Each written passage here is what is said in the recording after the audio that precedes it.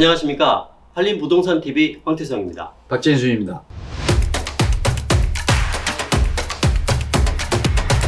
자, 지난 6월 3일 서울시가 역세권 복합개발 지구단위 계획 수립 기준을 마련하고 시행한다고 결정했습니다. 이는 지난해 국토교통부에서 발표한 8.4 공급대책 후속 조치로 역세권 주거지역의 경우 용적률을 700%까지 완화한다는 사업의 운영에 대한 방침을 수립한 것이죠. 오늘은 그 후속 조치의 상세한 내용을 알아보는 시간 갖도록 하겠습니다. 전에 이제 전 시간에 우리가 한번 이 기사에 대해서 논의를 한번 한 적이 있었죠. 설명을 드린 적이 있었는데, 네, 지난 시간에 같이 했죠. 그 후속 조치로 이제 서울시에서 좀 상세한 이제 기준이 수립되어서 이제 이렇게 기사화돼서 이제 나왔습니다. 그래서 한번 그 내용을 서울시에서 자료를 입수해서 저희들이 편집을 했습니다. 그래서 한번 설명을 드려보도록 하겠습니다. 네. 자, 그럼 역세권 복합개발 지구단위 계획 수립 기준. 그래서 크게 보면 400%에서 용적률을 700%까지 완화해 주겠다. 네. 완화 대상 기준은 승강장 반경으로부터 250m이다. 그죠? 네. 그다음에 부지 면적은 1,500에서 5,000제곱미터 이하의 토지를 대상으로 하겠다. 또 도시계획 조례에 보면 노후도라는 것을 이제 따른다고 했습니다. 그 네. 노후도는 20년 이상 경과된 건축물이 전체 건축물의 3분의 2 이상이 있어야 된다. 네. 예. 그 다음에 이제 두 개의 면이 폭 4m, 8m 이상 진출입 도로를 확보해야 된다. 이제 이런 내용입니다. 그 다음에 이제 용적률이 그러면 700%까지 가는데 이 중에 50대 50 나누어서 공공 쪽, 민간 쪽 가져간다. 라고 이제 전 시간에 한번 설명을 드렸는데 세부 네. 여건이 좀 나왔습니다. 그래서 이렇게 그렇죠. 보시면 서울시에서 예시를 한 건데요. 이게 다른 게 1번, 2번, 3번, 4번의 토지를 예시를 했습니다. 네. 아까 이제 말씀드린 대로 250m는 기본적으로 들어와야 되고요. 그래서 1번에 예시한 것은 좀 바깥쪽으로 나간 게 있죠. 좀 나가. 예. 요게 이제 2분의 1 이상만 포함이 되면은 인정을 해주겠다. 이런 내용입니다. 네네. 자, 2번은 이면도로일 때. 네. 이건 간선도로일 때고 이면도로일 때. 이때도 1,500에서 5,000제곱미터 이상의 토지가 2분의 1 이상에 들어오면은 사업 대상지로 인정을 해주겠다. 네. 이 내용이고요. 3번이 간선도로에서 이제 단일 토지가 네. 1,500제곱미터 이상의 토지가 있을 수 있잖아요. 네네. 이러한 토지들이 포함이 됐을 때는 네. 이게 2분의 1 미만이더라도 1,500제곱미터 이상의 5,000제곱미터 이하의 대상지는 2분의 1 미만이더라도 인정을 해주겠다. 네. 이 얘기입니다. 네네. 그러면 이면도로일 때도 마찬가지로 이제 그러한 내용이고요. 네. 이제 이러한 것들은 위원회에서 그러한 것들을 심의해서 네. 결정을 해주겠다. 이제 이렇게 보시면 되겠습니다. 네. 자, 요 그림을 한번 그럼 보시죠. 한번 네. 이제 사당역, 네. 유명한 사당역입니다. 여기 네. 사당역이 2호선하고 이제 4호선이 만나는 지점이고요. 여기 보시면 빨갛게 생긴 게 일반 상업지역. 네. 그 다음에 준주거 지역이 일부 이렇게 뒤에 있습니다. 네. 상업지역 뒤로. 그 다음에 이종 일반 주거 지역이 준주거 지역보다는 이제 약간 네. 덜 약간의 노란색, 이게 이종 일반 주거 지역. 네. 그 다음에 여기 보시면 회색에 가까운 이 노란색이 3종 일반 주거 지역을 말합니다. 그래서 여기 도시계획 체계가 보시면 어떤 거는 이제 상업 뒤에 준주거 없이 3종으로 바로 떨어지고요. 네. 여기는 상업 뒤에 준주거로 간 다음에 뭐 2종으로 이종. 떨어지고요. 그 다음에 이제 1종으로 떨어지고. 도시계획 체계가 이론상으로 보면 상업 다음에 준주거, 준주거 다음에 3종, 3종 다음에 2종, 네. 그 다음에 1종 이렇게 가야 되는데 일반 상업에서 2종으로 바로 떨어지는 경우도 비일비재합니다. 이제 네. 특히 강남 가면 이제 그런 땅들이 많이 있죠. 그래서 이제 보시면 이런데 아까 앞에서 이제 설명을 드렸던 요 내용을 가지고 한번 예시를 한번 해볼게요. 우리가 네. 지금 현재 여기 보시면 네. 요 땅을 한번 보겠습니다. 요게 만약에 이제 요 땅을 하나로 이제 개발하겠다. 여기 네. 5,000제곱미터 이하예요. 1,500제곱미터 이상이고. 네. 그래서 이렇게 봤을 때 2분의 1 이상이 포함이 된 거죠. 육안상으로 봐도. 네네. 요 바깥에 있죠. 네네. 요런 경우에도 완화를 해주겠다. 이제 요렇게 보시면 됩니다. 요게 조건이 아까 뭐라고 그랬죠? 8m와 6m 이상의 네네. 도로에 접해야 된다라는 거. 그 다음에 이제 아까 보면 보통 한 개의 역은 이렇게 직사각형태의 이제 네. 모양을 갖추고요. 나머지 이렇게 복합 역세권 두 개의 역세권이 만나면 이렇게 E형의 이제 모양의 형태를 갖추게 됩니다. 네. 250m 라인을 승강장 경계기. 네네.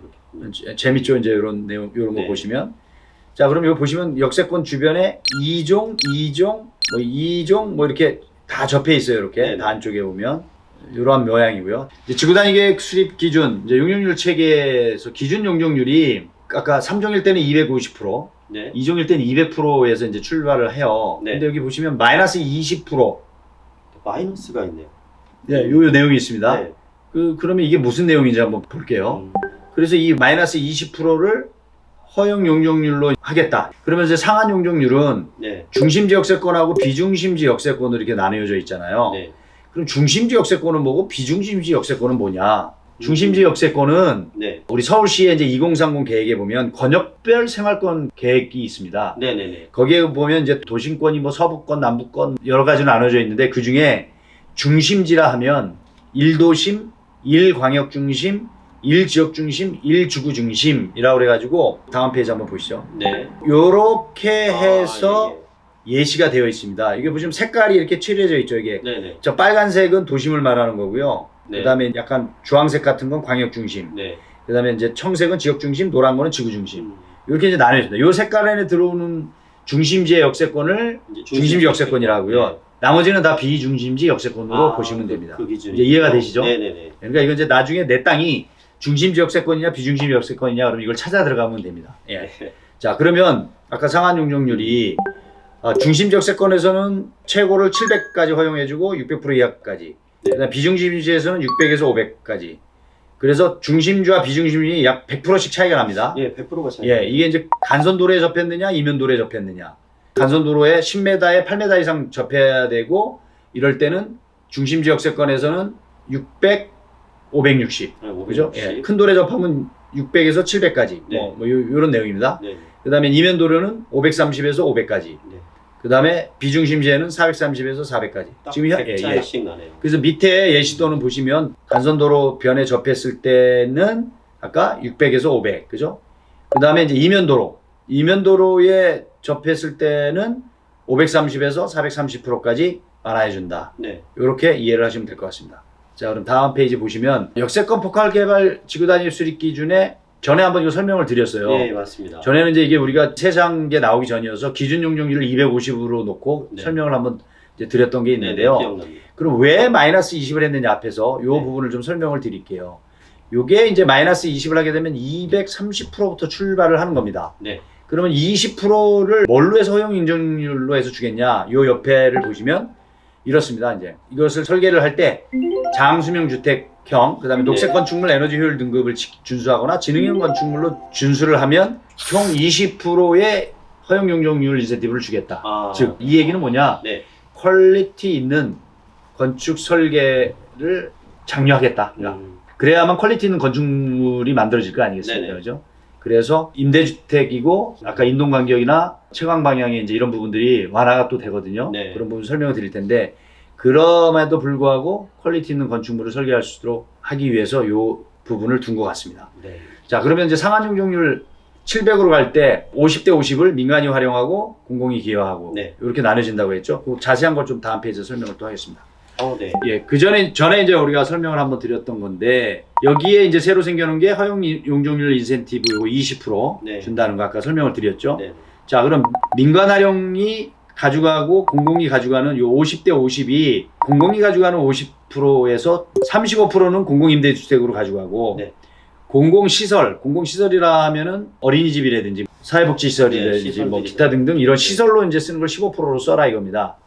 그 다음에 민간이 가져가는 것을 분양으로 25% 가져가고 네. 요것 때문에 이제 좀 난항이 있을 것 같다라고 얘기했는데 이제 민간 임대주택으로 임대를 해라 하는 게 이제 50%를 가져가서 하라는 게 이제 요게 네, 전체 네. 분양이 아니군요. 아니고 이런 부분이 있습니다. 전 시간에 이거 좀 설명을 네, 한번 네. 드렸던 거고요. 넷째 이제 건축계획 기준에서 아까 채광 간격, 채광 이격거리 완화하고 인동 간격 완화해 준다 그랬잖아요. 네네. 현행 기준은 보시면 채광을 위한 창문 벽면에서 직각 방향의 인접대지 경계선으로부터 4배, 수평거리의 4배. 4배. 그러니까 이제 이걸 만약에 10m가 떨어져 있었다. 예를 들면요. 완화를 할 때 이게 구간별로 이렇게 뒀는데요. 용적률 400일 때, 400에서 500일 때 뭐 하는데 이제 최대 이제 600에서 700 갈 때는 2배 이내까지 이제 완화를 해주겠다니까 이게 보시면 지금 현재는 수평거리 4배인데 8분의 1 H까지 완하니까 만약에 10m를 그 전에 뛰었었다. 그럼 네. 5m까지 완화를 해준다는 얘기예요. 반이 뚝. 반이. 예. 간격이. 그 다음에 인동 간격도 마찬가지로 인동 간격은 건축물 높이의 0.5배. 그러니까 약 2분의 1 H예요. 그러니까. 네. 그러면 20m의 건축물이야. 그러면 10m를 뛰는 거예요. 인동 10m. 간격은. 예. 그죠? 요거를 어떻게까지 완화해 주냐? 700%까지 갈 때 2배 이내에 완화를 해주겠다. 이것도 마찬가지로 10m로 뚝 떨어지는 거예요. 그죠? 그렇다라고 하면 이제 채광이 기억하고 인동 간격을 완화를 이렇게 해주게 되면 네. 건축물의 환경이 열악해지겠죠. 사이가 너무 가까워질 것 네네. 같습니다. 예, 이제 그래서 용적률 허용 용적률 20% 마이너스 20이라는 어떤 묘미를 발휘한 것이 네. 건축물의 퀄리티를 높여주자. 네. 예, 친환경 인증이라든지 이런 공사비도 좀 높아지지만 퀄리티 있는 건축물을 만들어주기 위해서 완충 용적률을 두었다고 판단이 되어집니다. 그런 부분은 좋은 묘미인 것 같고요. 그럼 서울시 역세권 현황이 지금 보면 307개 역이 위치해 있어요. 아, 네, 맞습니다. 예, 그래서 이제 다음 그림을 한번 보겠습니다. 이제 이 그림을 보시게 되면 지금 네. 307개의 역에 250m 구간을 적용한 지금 그 구간들 예시도입니다. 이게 쭉 보시면 네네. 굉장히 이제 조밀조밀하네요. 예예 네. 고밀조밀하고 복잡하죠. 그 중에 아까 사당역을 확대해서 아까 본 거고요. 네네. 그러면 이 여기에 지금 현재 전체 역세권의 372제곱킬로미터의 면적인데 이 중에 약 24% 91제곱킬로미터가 승강장 경계로부터 250m 안에 들어가는 역세권 우리 해당 사항에 있는 네. 토지들입니다. 자, 그러면 이 안에 과연 다 개발이 될 것이냐? 쉽지는 않을 거라고 봐요, 그죠? 우리가 어디서 경험을 했죠? 2030, 청년주택 청년주택. 2030에서 우리가 한번 경험을 했어요. 네, 그렇죠. 그래서 이게 이제 발표가 되면 이 사업 대상지의 토지비가 또 상승이 되고, 아, 그렇죠. 그죠? 역시 그래서 디벨로퍼나 우리 또 건설사들이 토지를 매입해서 이 사업을 진행을 하려면 여러 가지 사업적인 문제에 좀 난항이 있을 거라고 보고요. 그래서 속도가 우리가 생각한 만큼 이상의 속도를 내주지는 않을 거다라고 이제 판단이 되어집니다. 그래서 결국은 토지비의 상승 요인 때문에 그럴 네. 거라고 판단이 되는 거죠. 지금 이것을 보유하고 있는 결국 토지주, 이제 이런 분들이 빨리 이제 움직여줘야 되죠. 근데 이런 분들은 뭐랄까 이렇게 이쪽 분야에 뭐 전문 지식이 없기 때문에 사업을 추진하기가 좀 어렵습니다. 예, 망설여지는 거죠. 그래서 결국은 이제 디벨로퍼나 이제 건설사들이 이제 치고 나가야 되는데 얼마만큼 이제 과연 효과가 있을는지 한번 기대해 보겠습니다. 오늘 이제 설명은 요거까지 말씀드리도록 하겠습니다. 좀 도움이 되셨는지 모르겠습니다. 네. 사례를 들어서 말씀해 주셔서 일단 이해도가 높았던 것 같습니다. 오늘 말씀 잘 들었습니다. 네. 수고하셨습니다. 네, 수고하셨습니다. 자, 오늘은 그간 용적률 완화에 대한 서울시의 결정이 시민을 위한 도심주택 공유의 큰 활력소가 되었으면 하는 바람으로 이런 소식들을 준비를 해봤습니다. 오늘은 여기까지입니다. 여러분, 감사합니다. 네.